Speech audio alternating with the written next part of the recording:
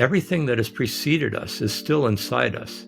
All those treasures, spiritual insights over the millennia, back to Plato and Aristotle and Socrates, the Hebrew prophets and so forth. In many traditions, great spiritual, mystical, and philosophical insights have been registered, and also modes of access to spiritual and moral sources have been available. And all of that is deep inside us. Nothing's ever lost.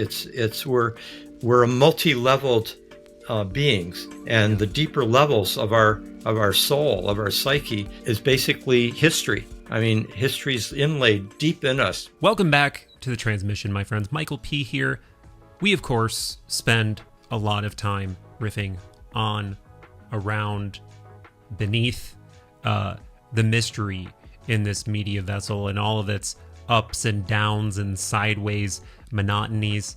I say beneath because it's hard not to feel like you are utterly mounted by mystery a lot of the time, is what it feels like. But one thing that does help escape the mounting to some degree is perspective, because perspective allows you to play with your aperture. It allows you to zoom out to get more meta. Sometimes what needs to be done is zoom in. I'm often the victim of giant cosmic thinking, and I need to put my feet back down on Earth.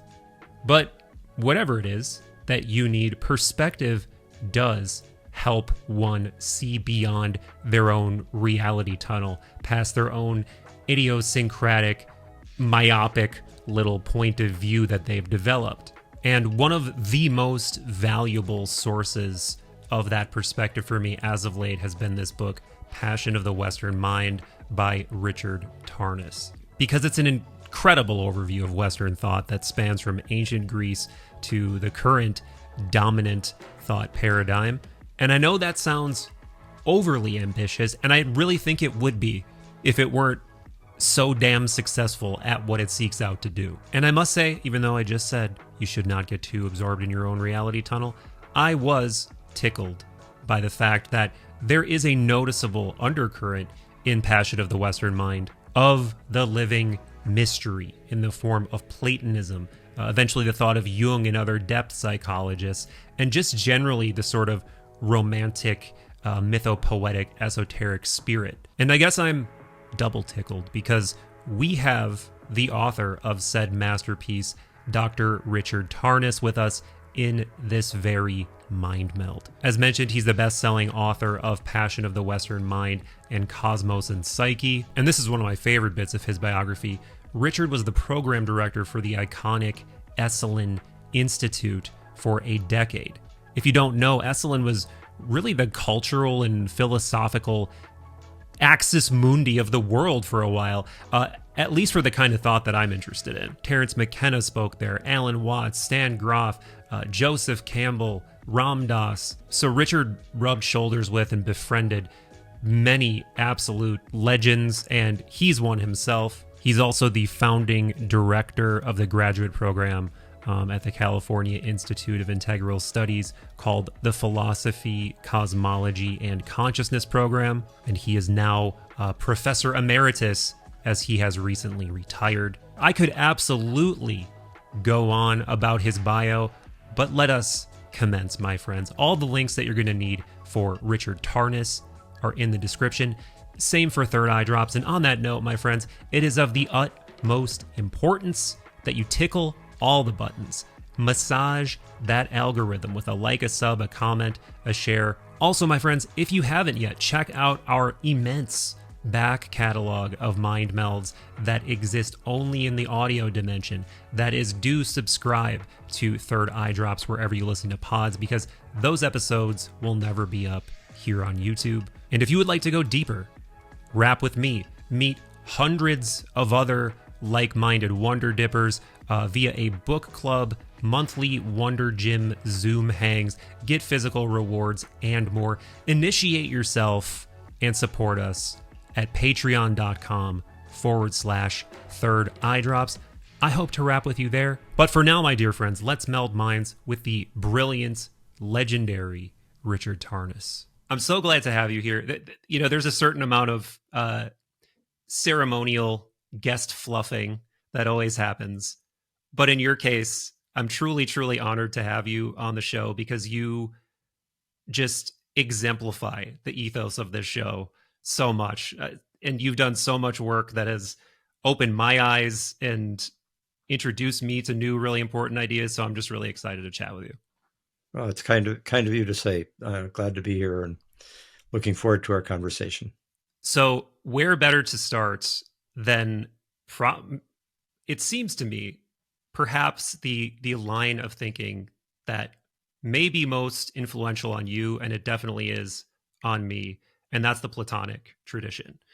And of course, correct me if I'm wrong on that, but so many things seem to start there, or he seems to have aggregated so many things that it's difficult to trace back prior to him.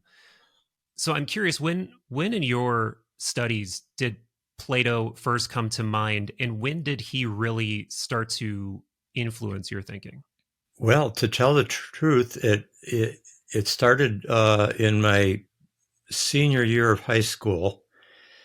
I was educated by Jesuits, and in my final year of high school, which would have been, age 17, 18, we had one lecture by the principal of the school where he came I was in what was called the classical honors curriculum. So we'd been studying Greek and Latin and so forth, history. But the Greek that we were studying was more Homeric Greek. But this one lecture came in from the principal of the school, a Jesuit priest, where he described the difference between Plato and Aristotle's view of universals, or of the kind of ultimate forms, and then he showed how those got transposed into the two major theologians of in the Catholic Church, and that's Saint Augustine and Thomas Aquinas. Well, both saints according to the Catholic Church, and in other words, Augustine got Plato, and Aquinas assimilated Aristotle, and that really kind of imprinted on me both the basic understanding that Plato articulated and Aristotle reformed by kind of making it more immanent, more processive within the physical and the empirical world, while Plato's idea of the archetypal forms, capital F, or archetypal ideas, capital I, is that they are in some sense transcendent to this world, but they inform this world, so that anything that's beautiful, whether it's a child or a sunset or a flower, is beautiful because it is participating in the archetypal idea of the beautiful, the very principle of, or essence of, beauty. And that archetypal perspective, the word archetype comes out of the Platonic tradition, as you know. Jung retrieves it in the 20th century, but it was originally in the Platonic tradition. And that understanding of archetypes immediately resonated with me because as I read literature, for example, or sometimes just tuned into my own experience, particularly, say, memories of childhood experience, but also watching films, music, listening to music, there's a way in which I felt like really great art seems to be reflecting or depicting archetypal levels of reality, and that's what makes them vivid and deeply meaningful. And for example, I always thought Ingmar Bergman's film Seventh Seal was like Mm. the greatest film I'd ever seen at that point, and in many ways, like others, I think it still is certainly one of the greatest films ever made. But it's completely archetypal. Every single figure in that film is re, is embodying a kind of archetypal principle, whether it's the existentialist knight, Knight, knight, medieval knight, or the prince, the character that plays death, or the sacred mother, the divine child. They're all there, Yeah. and it's quite anyway. So whether it was Tolstoy or Homer or Ingmar Bergman, I just had the feeling that they were they were great artists because they were able to tap into an archetypal level of human experience, and the Platonic language gave me an intimation of how to articulate that and have a kind of metaphysical frame of reference to fit that in. Also, if we think back on very early childhood experience, think about how you felt about your home when you were 4 years old, or like your physical house, and the home. It wasn't just another home on the street in a country with millions of homes. It was the home. Yeah. Like if you were asked on the street several blocks away, where do you live? You'd say, well, at home. Like, where's my home? And so, and same thing, like your mother isn't just another mother. It's the archetypal mother, the archetypal father, and so forth. So childhood experience, as well as great art, or indigenous cultures often seem to be more in touch with the archetypal level of reality, how they experience um, the crow, or the it's not just another singular disenchanted crow. It's crow, capital C, in some sense, Hmm. that is communicating with me right now, or whatever is the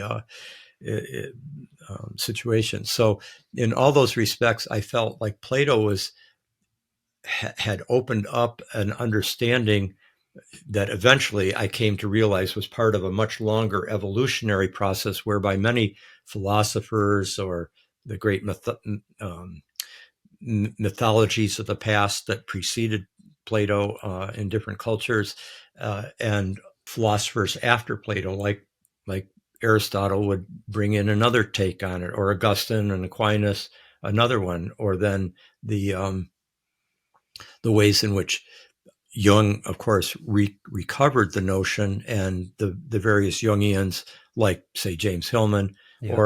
or Stan Grof, who was certainly influenced by Jung, um, were able to draw on that. And of course, there's differences between the Jungian archetypes and the Platonic archetypes, as well as an overlap. Differences also with the great mythic gods and goddesses, but also a deep, I think, ontological overlap. They in some very primal principles of the cosmos seem to get inflected uh, in different ways for different eras, different cultures, Hmm. and so Hmm.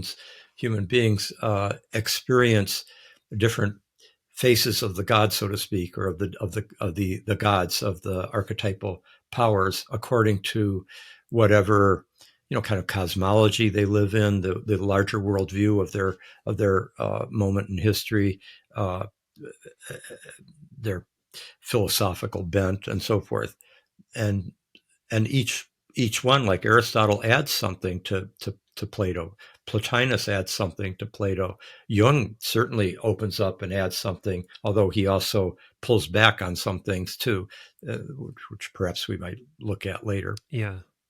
Yeah, absolutely. And for, for anybody who didn't, take the sort of uh my degree is not in philosophy, but I did study some philosophy in college. And when you do that, you do see that, as you highlighted, that there's this sort of apparent bifurcation between Plato and Aristotle, and like Aristotle is somehow emblematic of the empirical and the particular, and Plato is the rational slash archetypal or universal.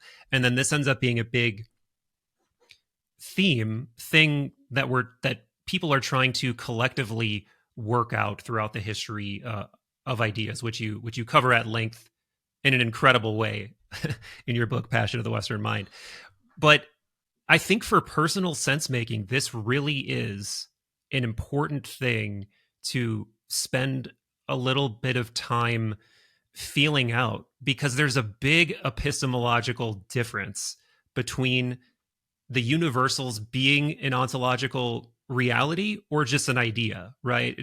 And it's often presented now, I think, if you take even a philosophy 101 course, as this is the way people used to think.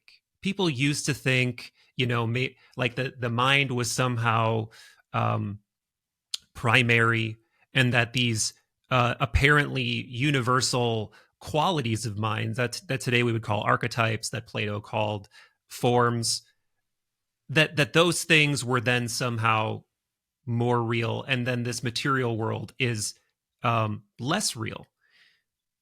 However, as you also point out in a variety of ways, it's really not that simple. The idea that we've moved beyond this is a bit of a fallacy. Like it's very inconvenient for the materialist, reductionist, prevailing worldview to really weigh the idea that universals, archetypes are real. But from where I'm sitting, and I would love to hear your thoughts on this, I don't think science or physics or any emerging forms of hard science are in any way disproving the existence of archetypes, of universals. Yet it's always presented kind of like it is, right?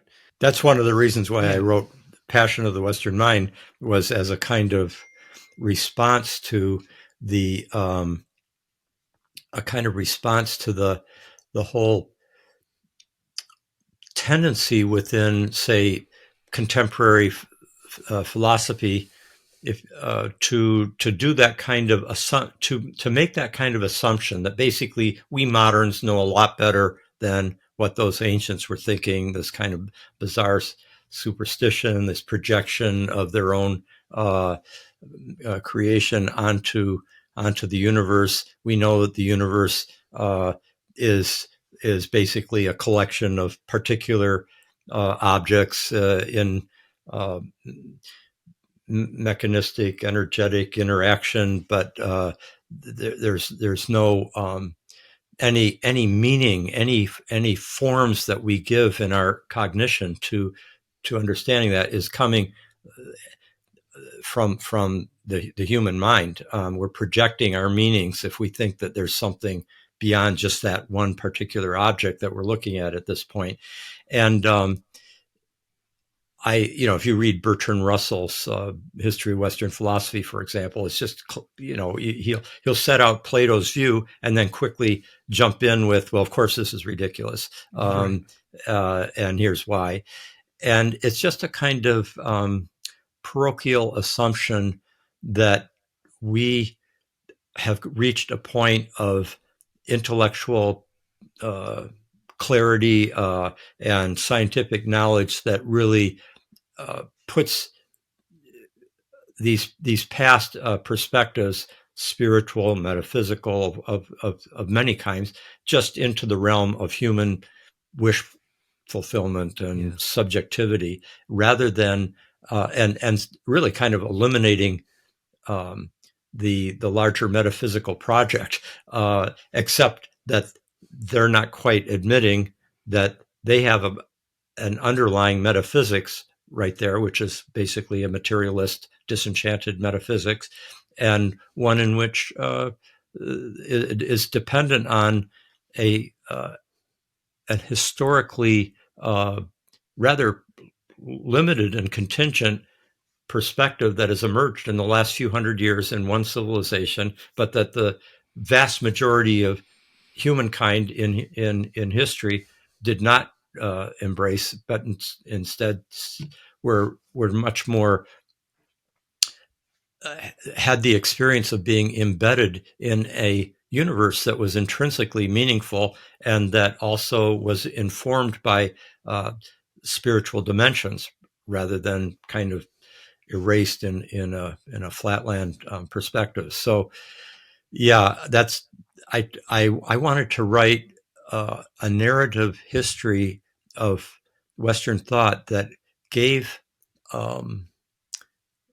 that acknowledged the fact that we might not necessarily be at the ultimate level of knowledge compared with everybody else before us, but that in fact sometimes people who lived before us might know things that our very abilities now might have uh, uh, precluded us from seeing. That we may lose certain faculties uh, at the same time that we gain some. So, for example, the tremendous empowerment of a kind of instrumental rational agency in the modern self um, has tremendously uh, empowered modern human beings in all sorts of ways. Technology, the fact that we're having this Yeah. internet conversation recorded and then can be transmitted to many others and right afterwards. That all that is a testament to real brilliance and genius in the evolving human mind. And at the same time, the modern mind has also helped constellate a catastrophic global situation ecologically and a number of other ways that uh, might make us question whether the modern mind really had it nailed down, and that may, in fact, ancients may have known something and had access to dimensions of reality that gradually got closed off to us in the course of our brilliant, Yeah. opening up of a certain type of rational agency that is seen as coming from a separated human subject looking out at a world of objects when um, earlier perspectives and many current perspectives that live in indigenous cultures or in many ways in subcultures of our current era that are more in touch with a kind of re-enchantment of the cosmos. Yeah. That there's other ways of looking at the world as, for example, a communion of subjects rather than which is Thomas Berry's framing of it, rather than Mm. a world of a collection of objects that we are um, organizing and exploiting for our personal benefit, et cetera. Mm. So, yeah, I really wanted to convey that larger um, bring in a certain epistemological modesty to our own Yeah. position and recognize that uh, much of humanity has had different views. That if we listen to those views, we might actually learn crucial things. I'll just say one other thing on this point, and that Sure. is that many of us, I imagine you're one of them, will have had experiences of your own that pointed towards a spiritual dimension um, in life that might have suggested the reality of archetypal dimensions of within our experience. Might be through dreams. It might be through our artistic experience of great literature, great film, music, poetry. But it also could come from sacred medicine journeys, Yeah. uh, LSD sessions, ayahuasca ceremony, etc. All those can allow a kind of um, opening up of the doors of perception, to use William Yeah. Blake's great phrase that Aldous Huxley picked up on for his early work on the psychedelics in his book called Doors of Perception back in the 54, 55. So I think bringing in, it's the assumption that we have certifiable knowledge that completely negates most of humanity's experience that I'm questioning, and I'm not the only one by any means, but that was the purpose of kind of bringing out a larger perspective that's tried to see each moment in the history of unfolding thought in our civilization, try to see it from within their view rather than jumping in with a kind of confident negative judgment about their inadequacies, and rather just being open to there's something to be appreciated here, and perhaps even assimilated for us to be able to enrich our current perspective. Absolutely. And I'm almost surprised to hear you say that, because not in where I think your own interests lie, but in that you kind of did set out to not necessarily bolster any one way of thinking, but really show the beauty and multiplicity and evolution of human thought over time, without necessarily an idea that we're on the straight and narrow evolving toward some higher understanding. Like, as you just pointed out a moment ago, obviously with each discovery we're also losing something, and you talk about like different things that we relinquish. I mean, definitely with our ability to sense make and epistemologically make sense of what it is that we're doing here, right? There are so many examples of that you talk about, but I really wanted to say that you don't give anything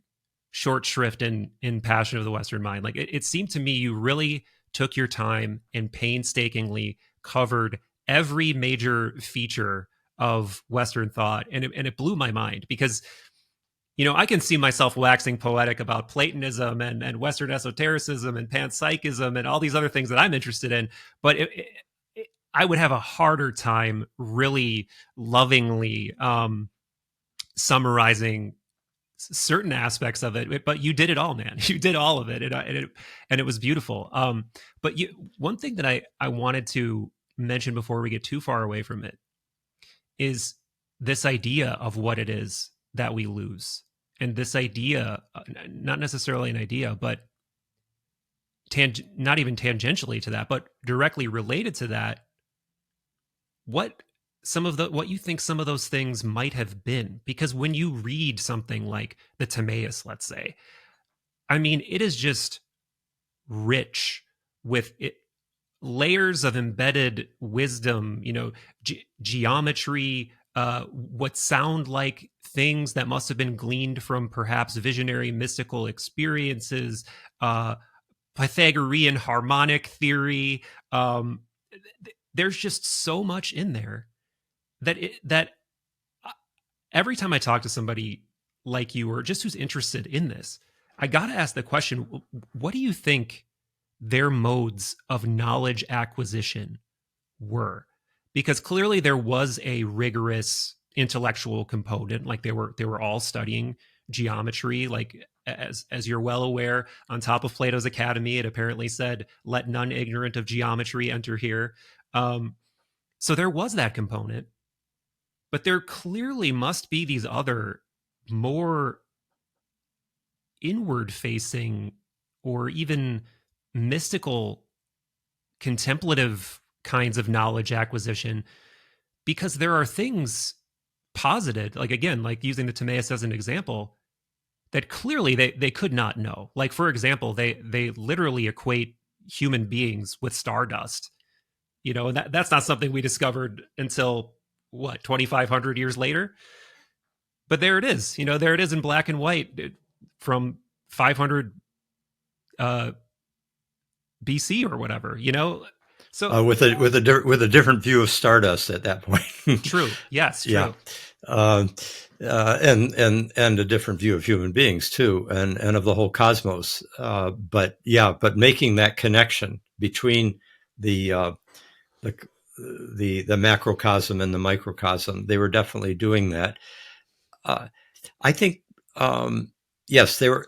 There was, on the one hand, there was okay. First, I think we need to set in place people like Plato and Aristotle, Socrates, Pythagoras.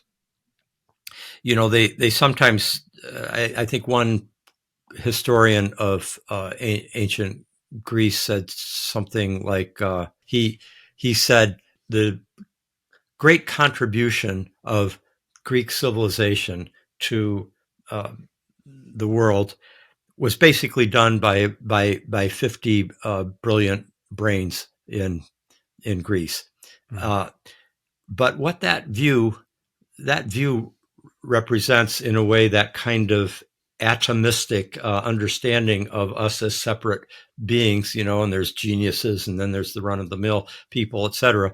But um, we really have to recognize that every genius, every individual is embedded in a culture, a society, and a tradition that is carrying and making that individual possible, Yeah. and informing their particular innovation. But they're all resting on the shoulders of thousands, and many thousands. And something to keep in mind about the ancient Greeks was that, and this is true of cultures generally in that period, is that there was a different collective consciousness participated in by all the individuals of those eras that was different than ours. We generally are, we moderns or postmodern people, particularly in the North Atlantic civilizations, but more and more throughout the world, that have been affected by modernity, we live much more with a sense of the center of our consciousness is a little more located in our head, rather than in the rest of our body. We experience much more buffering between our self and the world.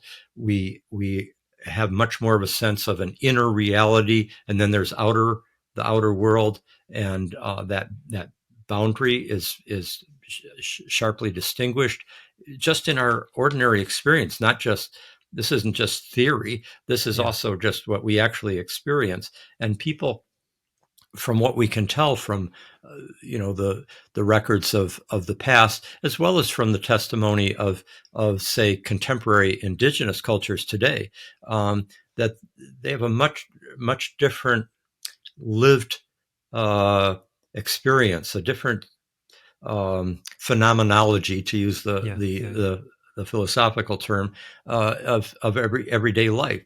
And so, in some ways, Socrates, Plato, and Aristotle, Pythagoras, they're already participating in a larger societal matrix of consciousness that is capable, or tends to see things in terms of universals, at work within the particulars.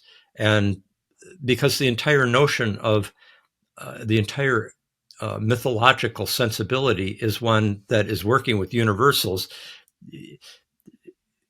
as numerous historians of ideas have pointed out, there's a real connection between, say, the Greek goddess Aphrodite and the Platonic archetypal idea of the beautiful, Yeah. or of and Plato often goes directly to the myth, or to the god or goddess. You're talking about Prometheus at one point, or Eros at another. Yeah. And I think, by the way, uh, in addition to the Timaeus, I mean, I think the Symposium had a really big influence on me early Hmm. on, uh, and parts of the Republic, where the archetypal perspective is set out. But the symposium is it's kind of a shorter dialogue that is so elegant and and yeah, just a great work of art that conveys this idea. So really, when Plato comes along, I mean, he's building on the pre-Socratic philosophers as well as particularly on Socrates' great quest for a deeper understanding. And at the same time, though, he is growing up within and lives within a polytheistic mythic culture, and that way of seeing things comes to him naturally, even as he is sort of abstracting from that and creating a less personified view and a more metaphysically, philosophical understanding of the same realities, and also recognizing that the mythologies tend to bring in lots of all too human qualities to the gods and goddesses, which he wanted to kind of raise these principles up to a higher level of purity. In a sense, every god and goddess is already a kind of compromise formation of multiple archetypes at work. But the basic idea of seeking and experiencing universals within the flux and chaos of life, that's very pervasive, ubiquitous in primal cultures, classical antiquity, etc. And then, but Plato, just his genius was kind of putting that into the form of philosophical dialogues that engaged many different issues around the reality of archetypes. And he included many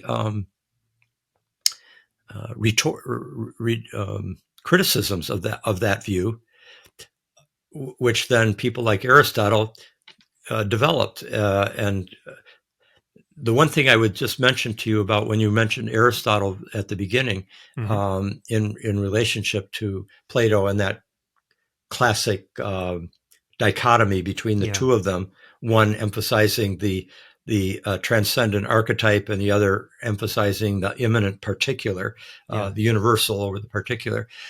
There's something to be said for that, for sure, because Aristotle definitely gave greater weight, let's call it ontological weight, to the particulars of this world.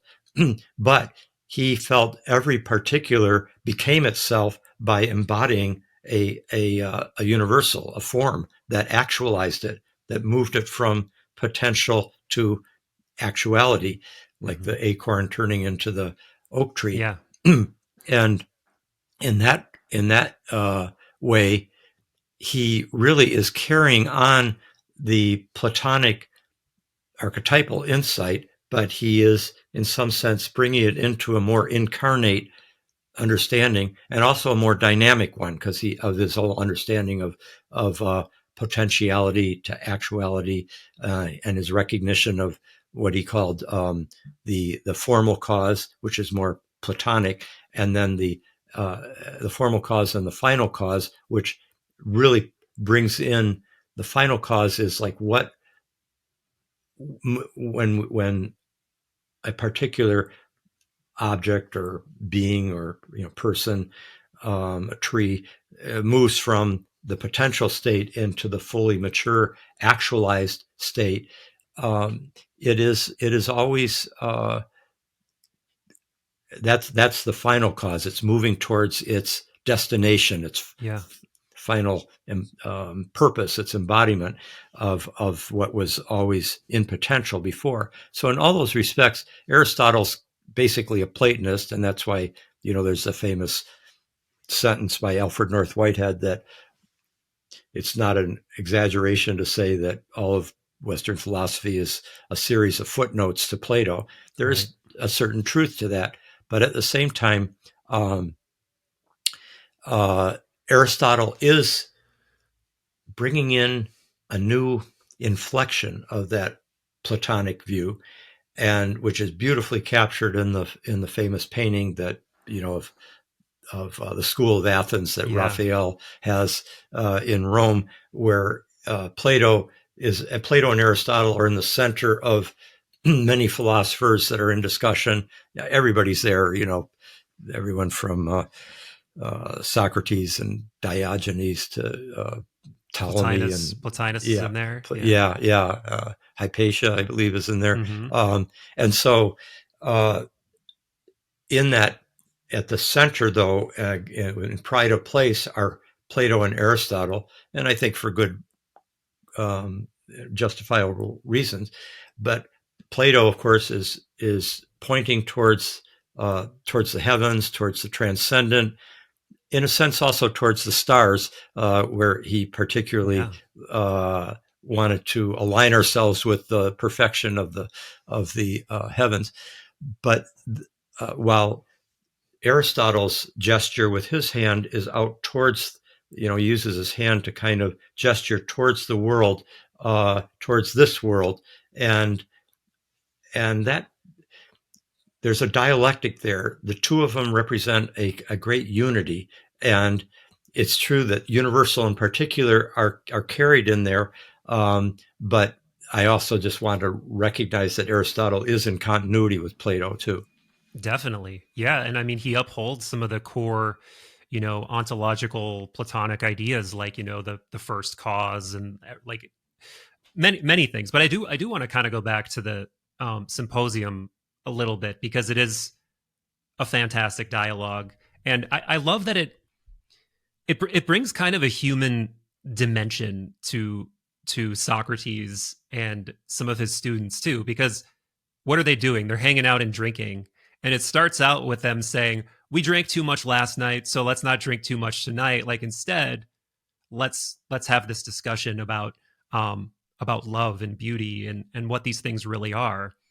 And the various um interlocutors involved, give their impassioned speeches about what they think this is. And for people who haven't read Platonic dialogues, there's this sort of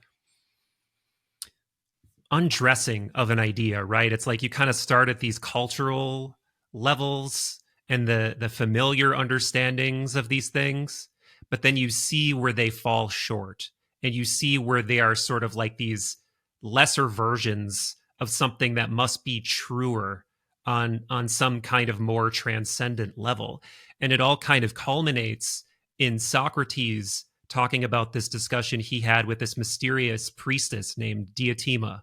And Diotima, I mean, this has to be, I mean, you would know this much better than me, but this has to be one of the rare examples from the ancient world of a woman absolutely schooling a man and saying, like, you can't even be initiated into everything I've been initiated into, and you won't understand it. But here's a level of this that you can understand, of like, the true form of what love is, that you can understand. And all these dialogues kind of end at either this point of a flash of insight, or almost like a Zen koan that you can't go beyond. Like you hit this like aporia is the word, right? This point of like apparatic, like, whoa, like I don't think my mind can go any further on this subject. And I don't think all the dialogues go that way, nor have I read all the dialogues, but that's kind of like the general grammar of a lot of them, right? Yeah, Socrates brings you up to the point of in his discussions with his fellows and his students. He brings the discussion up to a point where there's not a resolution, but he's brought up all these questions that basically, it's almost like he is cultivating reflexivity in his circle.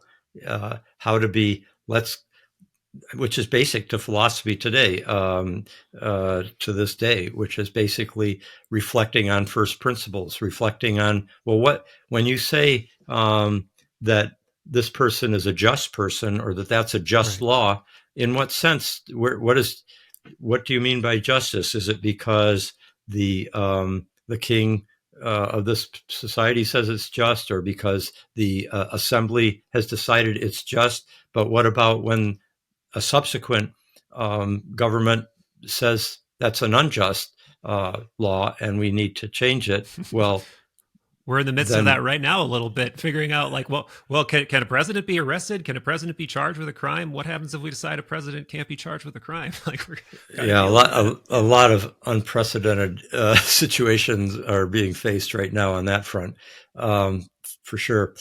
So I just want to mention, while on the one hand, this is part of the whole philosophical project that 5th century BC and 4th century BC or BCE Greece, or Athens in particular, but Greece more generally, really, because some of the pre-Socratics were outside of Athens for sure. Ionian, wherever that is. I never know. I'm like, oh yes, Ionian, but I have no idea where that is. Different islands. Okay. Yeah, like Thales and either different islands or things off the coast of or along the coast of what is now Turkey, etc. Those are all part of Greater Greece, Magna Graecia. Graecia. So, yes, there is. These are philosophical developments, but I also want to emphasize that in answer to your earlier question, where were they getting these kind of insights and these epiphanies? And I think it's, the vast majority of adults in Athens attended the Eleusinian Mysteries. Yeah. And at the Eleusinian mystery rite of passage, it seems quite likely that they were using some kind of a psychedelic. Of course, it's been argued that it was a form of ergot that's kindred to LSD. Mm-hmm. There's a book on that by Albert Hoffman and Carl Jung and Road to Eleusis. Gordon, Road to Eleusis, and Gordon Wasson, the mushroom explorer. Those three, Albert Hoffman, of course, who first synthesized LSD and discovered its psychedelic properties, and then Rock was a classicist, and the three of them made the argument that that the Eleusinian mysteries were clearly using a kind of psychedelic vision potion that was quite effective in catalyzing experiences that are not, are basically congruent with when people today participate in an ayahuasca ceremony in Peru or do an LSD therapy session in one of the places where it's become legal again. That's those kinds of experiences. There's something about the psychedelic medicines, the sacred vision plants, and so forth that seems to open up, helps us break out of sort of the epistemological armoring and barriers that may occlude our vision and allows us to see things that we normally don't. And also, what we see is experienced as having a vivid reality that seems to be at least as real, if not more real, than our ordinary consciousness. So there's a kind of veridical quality to the experience. It carries its own impact as being, this is really ontologically powerfully true, and so people have experiences of archetypal powers, principles, gods and goddesses, etc., all the time with these medicines. And of course, it's easy for a certain philosophical stance or a hard science skeptic to say, "Oh, this is just subjective constructs of an overactive imagination." But or of brain pathology. Yeah. That's another thing if it's happening without taking a drug. Uh, and a lot of times such analyses try to basically pathologize mystical experience. Mm-hmm. Saint Teresa of Avila was just Avila was just was having some kind of psychotic episodes, and this person here is an ambulatory schizophrenic, etc. Yeah. Going right down to the founders of the great religions with such analyses. So there's ways of reductively undercutting the Mm-hmm. validity of such statements, but they don't. Such reductive analyses don't have much power for anybody who's had the experience. Right. It just makes one feel like, well, I guess they just haven't had that experience yet, or Right. otherwise they'd have a Exactly. different view. Exactly. And to that point, there's still this massive resistance, not just in academia, talking about like the psychedelic hypothesis for Eleusis and other mystery traditions, but among spiritual people, there's still this um, notion that it's somehow cheating or it's somehow not valuable to use a psychoactive substance to achieve a mystical state, right? And I think I understand why to a degree, like I think some people, who research the ancient Greek world, especially if you're like an academic professional, don't really love the idea that you're reducing these cultural, you know, nexus points to perhaps a drug experience, quote unquote, right? But for anybody who is initiated into the psychedelic experience and understands the profundity of it, I feel just the opposite. I feel like, wow, if I were, mentioning the phenomenological differences between ancient Greek culture and now, if I were living in that phenomenological matrix, and then I did a multi-day fast, and I walked from Athens to Eleusis, and I saw this, ritualized drama, and went to this temple, and then at the very center of it, after this week-long process or whatever it was, I had some kind of culminating uh, psychedelic altered experience. That sounds unbelievably profound. Like that sounds like I wish it existed today. I would make arrangements to make that happen for myself. But and this kind of points to some of the things we've lost, right? Because if you were feeling spiritually listless in ancient Athens, you knew Eleusis was right there. You knew you could go non-metaphorically, go commune with the goddess and participate in that goddess's divinity, right? And it was not metaphorical, not psychological.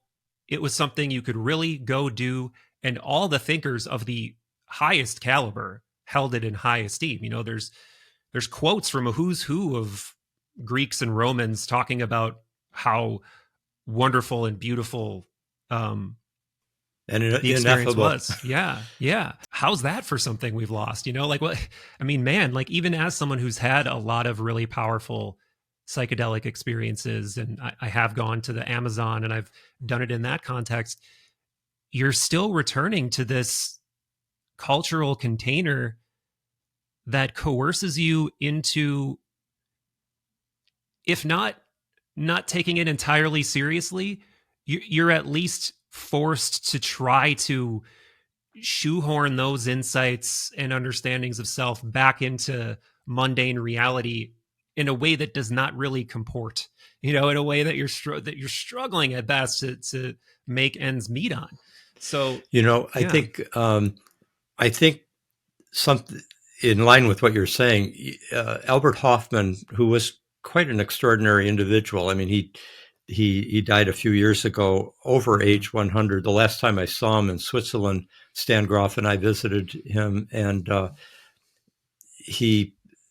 I asked him, I think he was not quite 100 at that point, and I asked him when was the last time we were at his home up in the Alps there, the mountains near Basel, and I asked him when was the last time he had LSD, and he said, "Oh, it was just a few weeks ago to kind of greet the spring. I had a small dose, but he was deeply into the German romantics like Goethe and German idealists I mean, I know that Goethe wouldn't have, in a narrow sense, was not a romantic, but in a larger sense, he was. A narrow literary sense, he was more kind of went from romanticism to classicism. But in terms of his understanding, his appreciation of an enchanted world, a nature that was carried dimensions that cannot be picked up by a mechanistic perspective, he was definitely a romantic, capital R, in the versus rationalist Enlightenment. He's kind of combining the Enlightenment and Romanticism, and Goethe was loomed large, as did other similar philosophers and also mystics, loomed large for Albert Hofmann. But one day, in the 1980s, we had a conference on psychedelics at Esalen Institute, where I used to be the director of programs there, lived there for quite a few years. And Stan Groff and I did a lot of our research there. But one of the conferences that we were part of, helped put together, was one in which we brought all the early psychedelic pioneers there. So Albert Hofmann, of course, was there, but other people too, like Sasha Shulgin and McKenna. What's that? McKenna. Yeah, Terence was there. Yeah. He and I were among the younger ones there at that point. This is like 40 years ago. Yeah, 40 years ago, just about exactly. But at this conference, Albert Hofmann, I think he was either just finished or was probably maybe in the midst of writing a book called LSD, My Problem Child. And what he said to us there always stuck with me. He said, the reason why Western civilization had such a hard time when LSD got kind of injected into the system, became available, and then spread so widely, why it caused such social turmoil and legal, medical, political controversies, etc., and clampdowns. The reason why is that modern Western civilization did not have adequate ritual containers, sacred rituals that were sufficient, that were adequate to serve as initiatory containers, vessels of transformation. All primordial societies have such traditions in place, socially, culturally. It's just part of their DNA, and that we have kind of lost those because we've lost the cosmic matrix that would support them. But the problem is that you need initiatory rites of passage to be opened up to the cosmic metaphysical realities that would support such rites of passage. So it's a kind of feedback loop, a kind of recursive, self-fulfilling loop, whereby we cut off the access to those realities and then have a very good reason in our blindness to say we don't need initiatory rites of passage. And of course, the psychedelics are very powerful and widely used over the millennia, widely used instruments of initiation, but there's many other ways of Yeah. wilderness quests and other kinds of meditations and yogic practices and many other ways of doing it. But psychedelics are particularly potent. But there's no.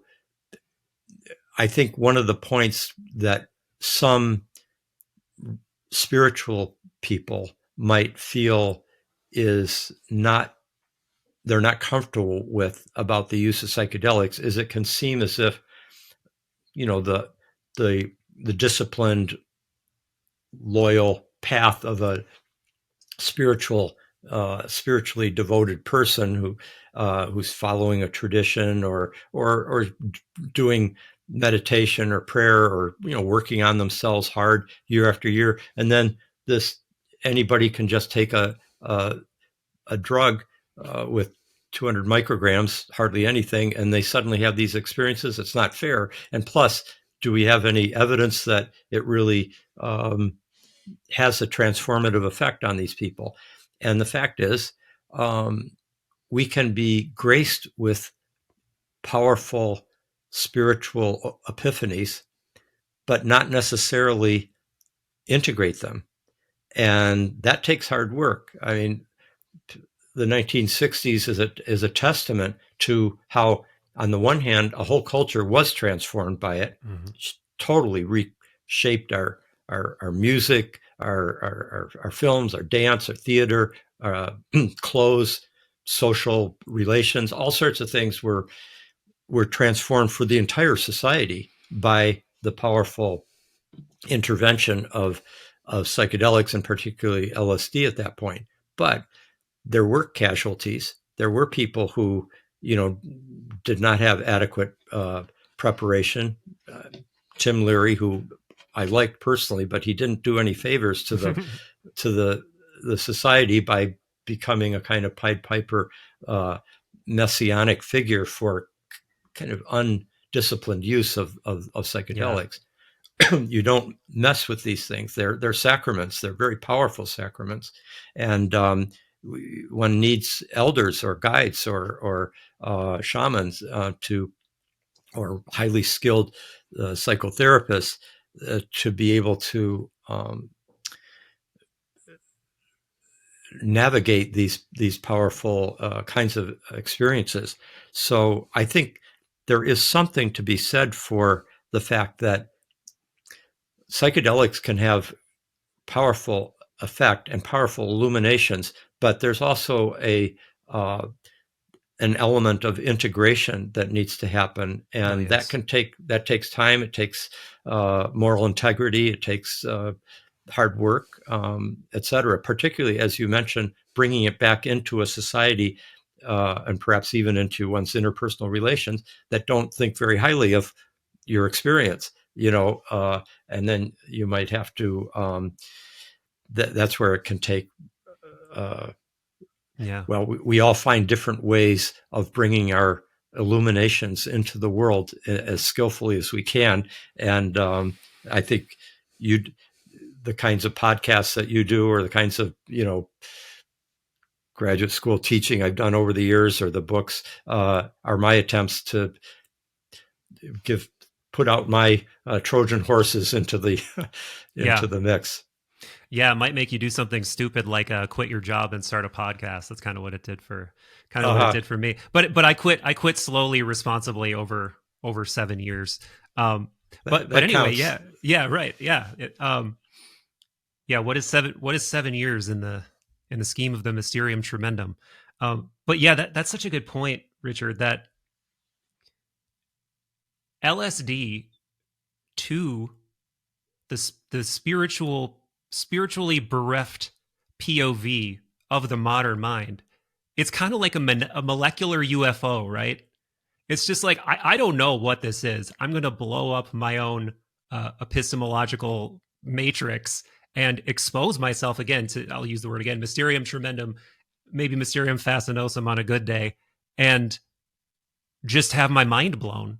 And I don't think there's anything wrong with that. I would be a hypocrite if I said there were. But the idea that you're going to have an experience like that and suddenly it's all going to make sense is almost, it's like you're going to go deeper into not knowing than you've ever gone before, but you're going to go so deep into it that the snake kind of eats its own tail and you become almost positive that there's something more going on here, that there's something more than my beige, mundane, capitalistic, square filled lifestyle that is very real and is very much here right now. It's just papered over by this like thin veneer of the modern human experience. And that in and of itself is great. But I also think we have such a long way to go in terms of making sense of it. And I love that it's obviously coming squarely back into the psychological conversation. But I just had a conversation with this guy, Josh Schrey, who has this great podcast called The Emerald. And he is very much a proponent of the idea that psychological terminology alone cannot hold the anima. Like there's something more, something sacred, something beyond the psychological, at least in the modern sense, maybe in the Jungian or Hillmanian sense. So now we can talk. But but the Jung, idea Jung that, and Hillman are excuse me, but Jung and Hillman yeah, are both good at recognizing this point that you're making, exactly. which is Yes. just that it can be very easy to put these uh, levels of experience into high flowing abstract terms that we think we now know what we're talking about, and that these are kind of psychological categories that we can bandy about, and that's just a delusion. We're dealing with mysteries here. So well said. Yeah, and I think now that we've brought up Jung and Hillman, why not just skip 2,500 years and go straight to them, right? Because they've been hugely influential on me. Clearly, they seem to be influential on you too. And in some ways, yeah, wow. There's a long road to go to connect Plato and Jung and Hillman. Yet, if you read Jung and Hillman especially, because he was pretty, Soul's Code, his best-selling book, it really is essentially updated Platonism, right? Like this idea that if we want to make sense of this life, we need to take seriously the notion that we come into this world with some kind of purpose, and that there is some sort of built-in meaning that we're slowly individuating around, and we're slowly traveling the maze of. And that, at least to my knowledge, is where that acorn becoming the oak tree analogy first came to me, is through Hillman in his book Soul's Code, and this notion that the same way that an acorn already has the blueprint for the oak tree inside of it, you come into this world with that potential latent in you. And if you take that seriously and you really follow your intuition and you really follow that unsensible sense, you can make progress on that journey. Yeah, I think that's the place in all of Hillman's work where he comes closest to Jung's understanding of the self, capital S, and a kind of higher individuation process that Jung focused his psychology on, and Hillman, who by and large didn't want to focus on a kind of unitary self, but he did have this sense of that, as you say, that kind of acorn theory of that there's a daimon, there's some spirit within us that is already luring us towards a kind of destiny.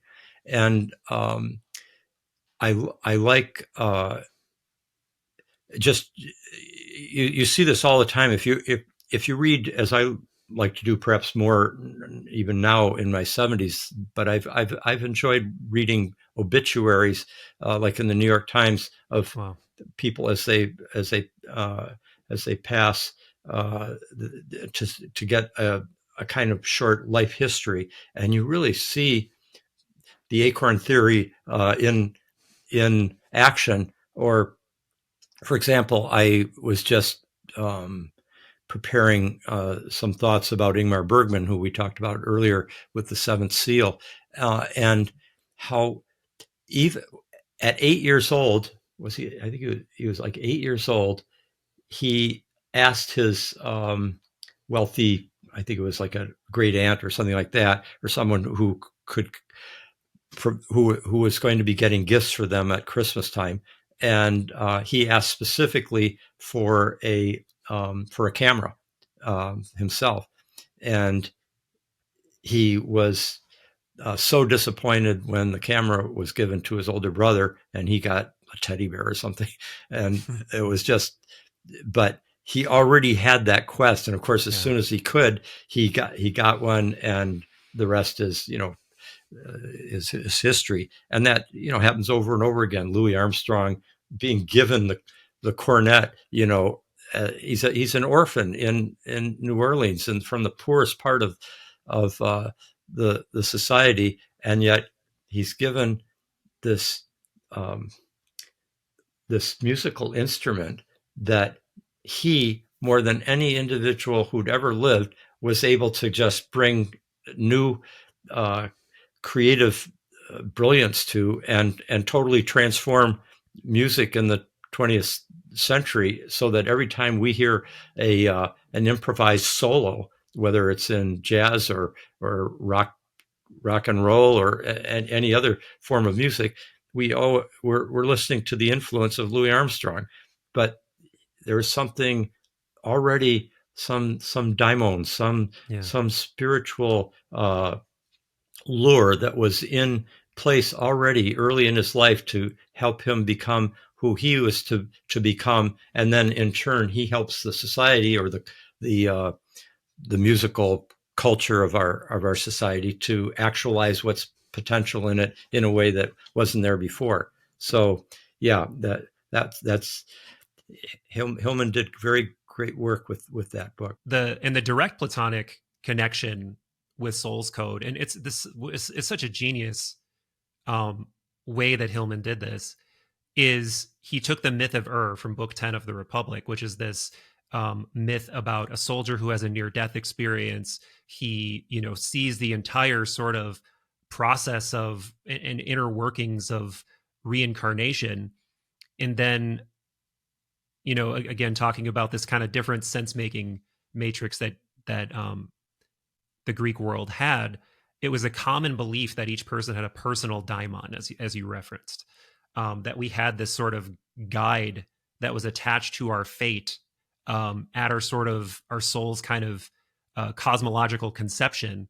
But then as we incarnate through the various planes of reality, we lose memory of this other world. But our daimon that knows our fate and knows precisely what we are on a deeper archetypal level comes with us into this world. And the daimon it kind of nudges you, like in the same way that Louis Armstrong knew that he wanted that horn. And like, I remember years ago seeing a 60 Minutes piece on child prodigies, like some kid, when he's 2 years old, he starts drawing pictures of a violin or something. And then he becomes he's like composing symphonies by the time he's 10. It's like, can you really explain that through just like reductive conversations about the brain? Because it really seems like, and in fairness, yeah, these are extreme examples, but in hindsight, I absolutely feel it about my own life. I've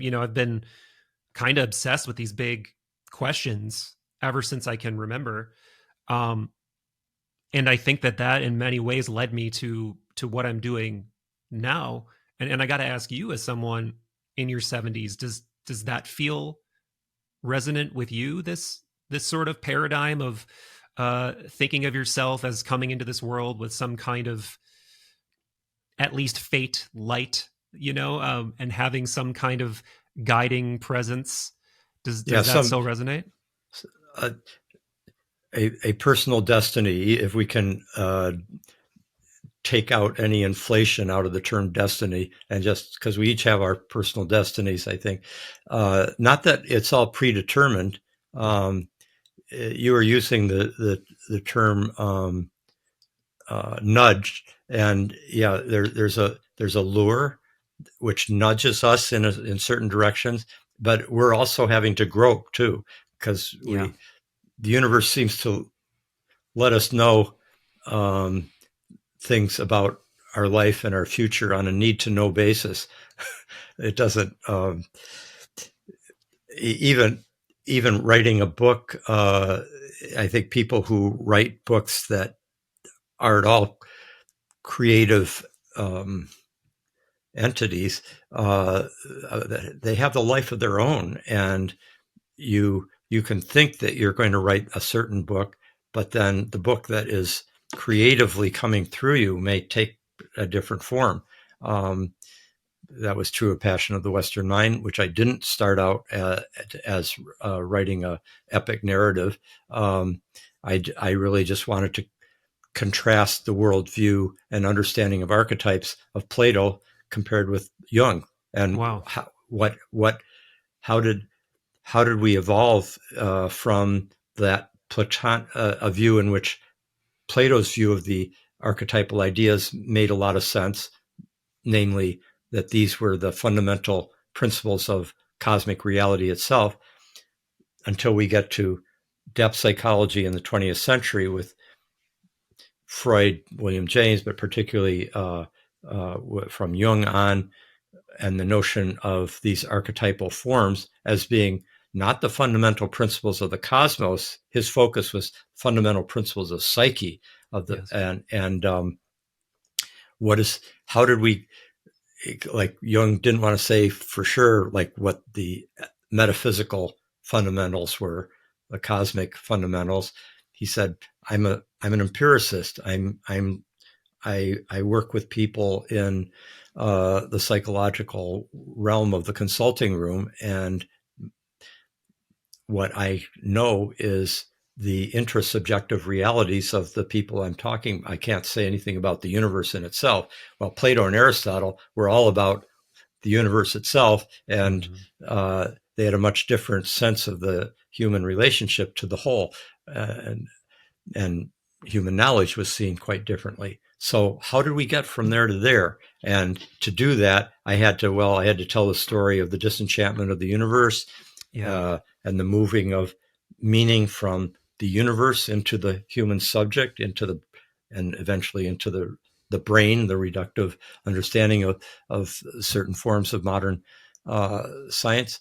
And that required telling the story of the Copernican revolution, how that changed our cosmology, the role that Christianity played, particularly in terms of your interest in the that kind of the Plato-Aristotle dialectic, but also the universals versus the particulars, and then the eventual supremacy of the concrete particular, and looking at universals as just being human constructs they're just names for general resemblances that the brain recognizes. Well, that whole view is called nominalism, versus realism in the Middle Ages. Realism was they took the archetypes as real. They took the universals that Plato and Aristotle and Augustine were talking about as being ontologically, metaphysically real, while the nominalists, starting with Occam and going right through Bacon, Descartes, modern science, the nominalists viewed those universal forms as simply being common features in many things, many particulars, that the brain then comes up with an abstract term and names it. But there isn't an archetypal mother, capital M, that all mothers participate in. Rather, there's just concrete, specific, particular women who become mothers, and then we recognize something common about them and then come up with a name. That's the typical modern view, which seems like common sense in many ways. But people who, as Plato would say, have eyes of the soul open, they are able to recognize that there is an archetypal mother, capital M, that is informing every individual mother, and that when a young woman becomes pregnant and then her body starts to change, her emotional attitudes and values start to change, appearance, all sorts of things, and that's like the archetypal mother principle has entered in, is incarnating, and once you start seeing in those ways, like beauty and the archetype of the good or of justice or of all the others, the mathematical forms and so forth, you just have a different perspective. Anyway, I wanted to tell that story of how it was the nominalists who played that crucial role in the Middle Ages, in the scholastic universities, and so the realism versus nominalism debate, which can seem like such an esoteric debate in long ago in some misguided scholastic theologians, turns out to have played a crucial role, and it really reflects an evolution of consciousness where I think what was emerging, the modern consciousness, was losing, in some sense, direct access to the archetypal dimension, but being able to see this world and its in its particularity and its materiality with with a greater force of reality, a kind of ontological presence, and that helped us in many ways become well empowered by the the the ways in which the modern scientific perspective was able to understand a certain dimension of reality, not necessarily the deepest, but one that allows human beings to comprehend and exploit, predict, control the natural world in ways that were almost magical in their power, but that also created the Sorcerer's Apprentice phenomenon, which we're in right now, where the modern man, and I use that masculine gender pointedly, in his sense of separation from the natural world, the rest of nature, and also his sense of superiority because of his rational capacities and so forth, that those that sense of separation and superiority is a kind of inflated delusion that has precipitated a global crisis because we thought we had it nailed down what the nature of reality was, when in fact we're actually participating in a much more complex web of relationships that have many more dimensions than we were allowing into our across the horizon of our view. And as a result, we're, as I say, kind of in the classic Sorcerer's Apprentice crisis of our technologies are in kind of in control in certain ways, and other instrumental ways of objectifying the world and each other have kind of taken over. And it's going to take a tremendous, initiatory transformation in the collective psyche to move us through this. Boy, I mean, there's so many places I want to go from here, but I know we're on somewhat of a time limit, so I guess I'll posit an impossible to answer question, but I still want you to introduce some of these concepts that are the constituent parts of what I think your answer is. I mean, what you just said really implies that we are still, you were way ahead of the curve on this, by the way, and like writing Passion of the Western Mind, releasing it in 91, meaning you were writing it in the years prior. You were really already very cognizant of this, what we now call like the meeting crisis, and what we're still discussing now as a blooming thing. And I guess that makes sense because it's only getting more complex, right? It's like it's certainly not getting easier to make sense of things. So, what kind of initiation, what kind of awakening collectively do you think could lead to a more felt sense of not only personal meaning, but that we do exist in some kind of ensouled world and that our actions do matter on some level further than we can, throw our dollars, Um, what do you think that first initiation, that first threshold at least might be?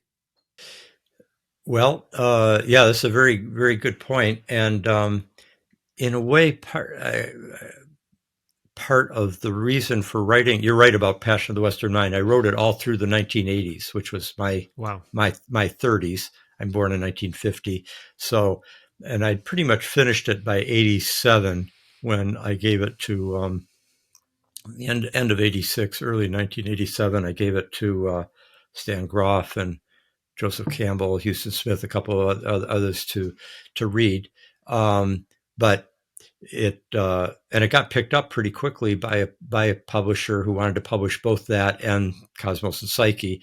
But it, as things were, at least back then, there's, by the time you finish a book, and then I ended up adding an epilogue in 1989, which was turned out to be kind of a crucial part of the book, which I couldn't have written before 89, and because the insights hadn't come until after I'd finished the book, which often happens, that you don't really know where your destination was until you're there, kind of. And then and so then it came out in 1991, as you mentioned. The whole purpose in writing a book like that, and also I'm kind of going to be deepening the analysis in the book I'm writing right now. Now that I just retired from many years of teaching as a professor at CIIS. Congratulations on that. Oh, thanks. Yeah, it was we actually all went back to my entire philosophy, cosmology, and consciousness program, where my fellow faculty members like Brian Swim, Robert McDermott,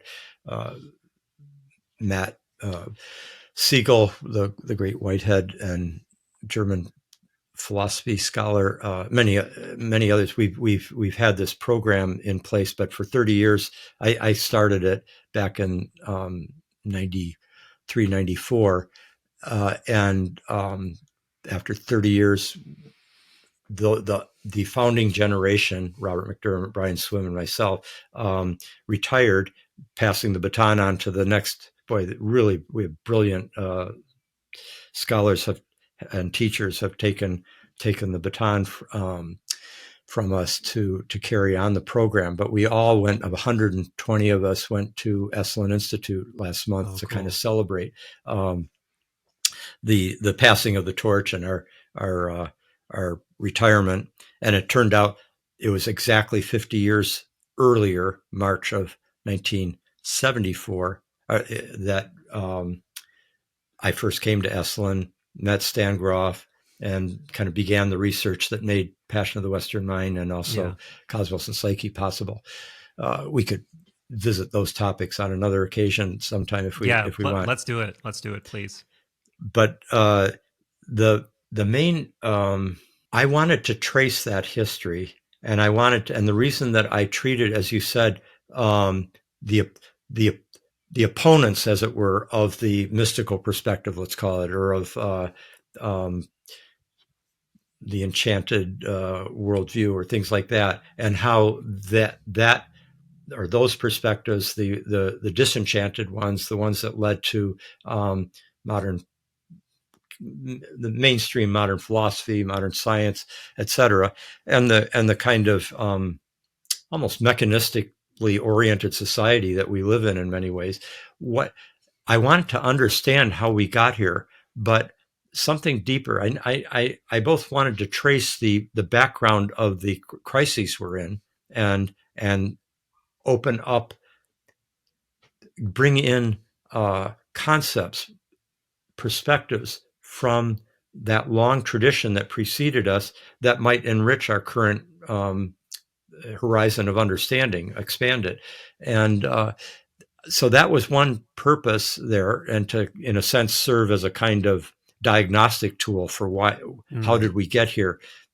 What do I mean? But when I say that a kind of inflation happened, that has to end in a deflation, as that's just the way psychology works, whether it's individual or collective. But I wanted to do more than just diagnose our crisis and open up greater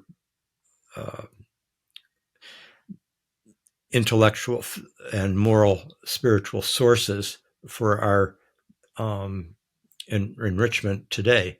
I also wanted to argue or suggest the possibility that we are, that this whole process that has brought about a kind of individuation in each of us, where there's a much more greater sense of, yes, we can feel isolated, even alienated in a world whose meaning is up for grabs, and chaotic, or etc. But but it's also, this long evolutionary process has constellated a sense of individual intellectual and spiritual self-responsibility and autonomy, agency, that has its shadow, which we're clearly seeing in operation right now, in evidence. But it also, everything that has preceded us is still inside us, and all those treasures, spiritual insights of the that have also gone into our formation over the millennia, going back to Plato and Aristotle and Socrates, going back to the beginnings of Christianity and the Hebrew prophets and so forth, but more cross-culturally in many traditions. Great spiritual, mystical, and philosophical insights have been registered, and also modes of access to spiritual and moral sources have been available, and all of that is deep inside us. Nothing's ever lost. We're a multi-leveled beings, and the deeper levels of our soul, of our psyche, is basically history. I mean, history's inlaid deep in us, prehistory. I mean, going our whole mammalian and phylogenetic evolution is deep inside us, and shapes how the fact that we have the same, four limbs that the squirrels and the birds do out there. All that's inside us, but the spiritual dimension of this long evolution is also inside us, and I see it as it's like a pearl that's inside the vessel of our unconscious psyche. But being a pearl within this cloister of the oyster that we are, armored with the modern sense of being a buffered self, a skin encapsulated ego, as Alan Watts called it. That process of differentiation, of profound, radical differentiation and individuation, and new kinds of insights that have come as a result of that, and new powers of cognition. Even as we've lost some, others have been gained. But as a result, I feel as if the ensouled cosmos has teleologically called forth, painstakingly constellated a partner for its evolution, because we now have a kind of creative agency. We play a role in the future in a way that we're not simply being moved by these great archetypal powers, on automatic, as it were.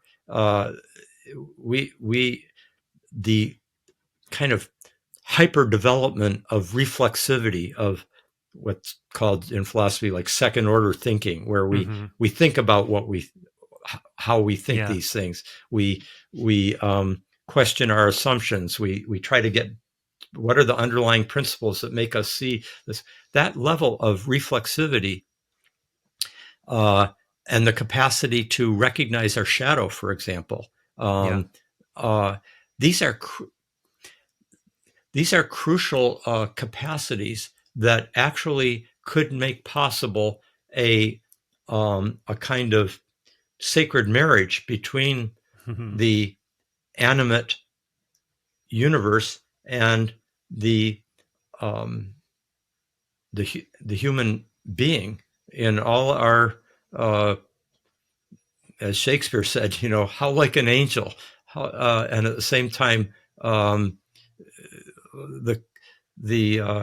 quintessence of dust to which we will all become. We carry both those sides in us, and I believe that we are at a critical turning point in our evolution as a planet, which modern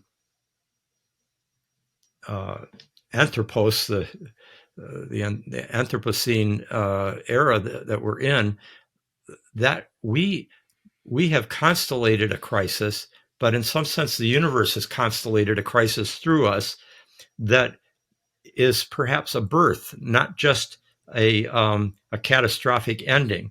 And we've been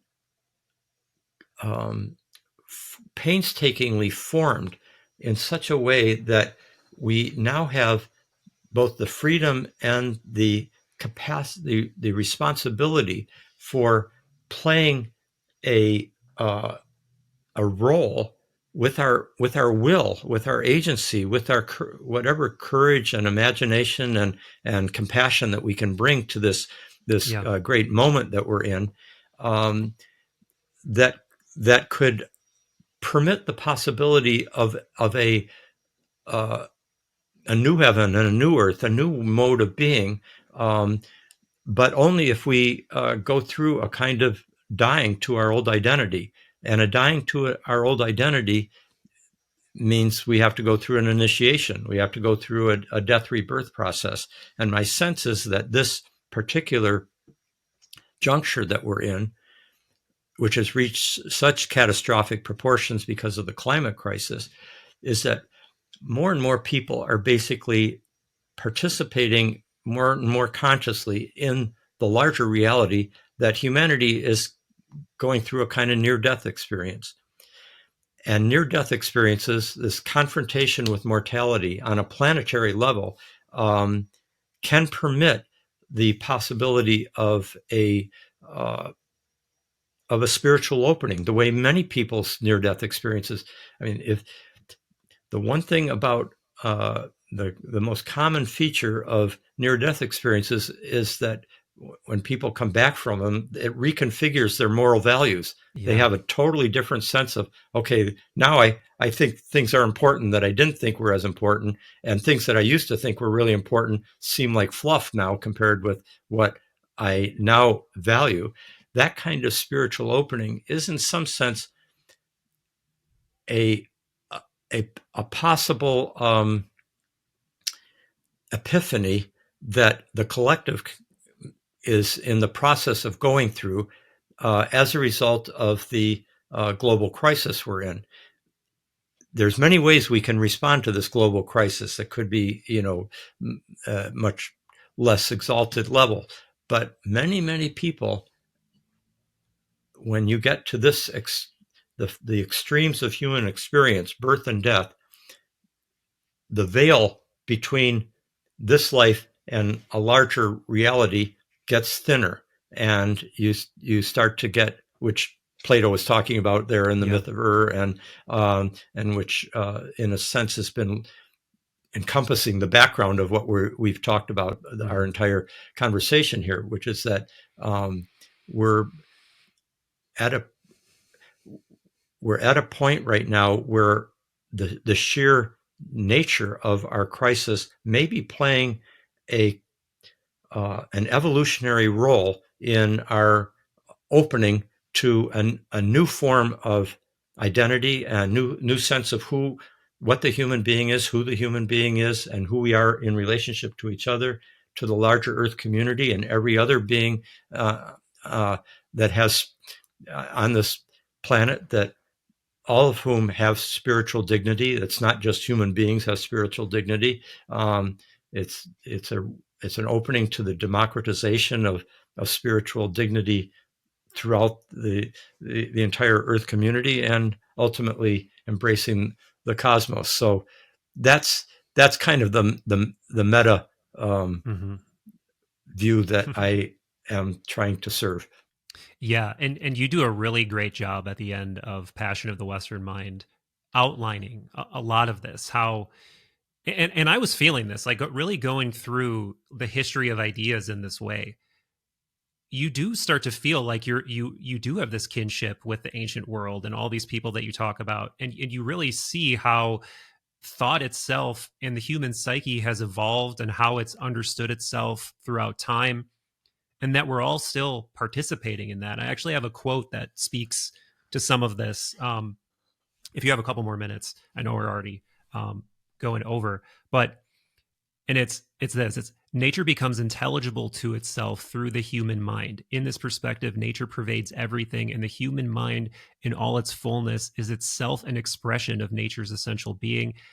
And it is only when the human mind actively brings forth within itself the full powers of a disciplined imagination and saturates its empirical observation with archetypal insight that the deeper reality of the world emerges. A developed inner life is therefore indispensable for cognition. So yeah, this whole idea that not only is evolution happening on like an ecological level, it's happening on an individual level, it's happening on a psychic level, it's happening on a cosmic level. It seems like to me, and you do a great job of arguing for that, both toward the end of Passion of the Western Mind and in Cosmos and Psyche. Well, thank you. I try, and yeah, the one reason I only have two books out there is that I work on compared with speaking with you here, where I'm kind of improvising my words as we go along, and revising mid sentence. As you can see, that's kind of the way I speak and teach, trying to find the right word for the idea that's currently coming in. But when I write, I'm trying to write it in a form that if I read it in 10 years, I won't feel like, oh man, what, I just put that out too soon. I try to take the time to get it articulated as skillfully as I can. And I appreciate that your kind comments about the books. Oh, absolutely. It's clear that it was a labor of love, and probably a painstaking labor of love, and so much research. My God, in both of these books, it's just unbelievable stuff. So for anybody that's interested in the history of ideas, the history of philosophy, Passion of the Western Mind, in my opinion, is an absolute must. And then if you want to go the extra step of adding some spiritual, psycho-spiritual and cosmic layers to that, Cosmos and Psyche is a must in that department. But hopefully we can get into that in a future conversation, because I would definitely love to. We'll reconvene for a sequel.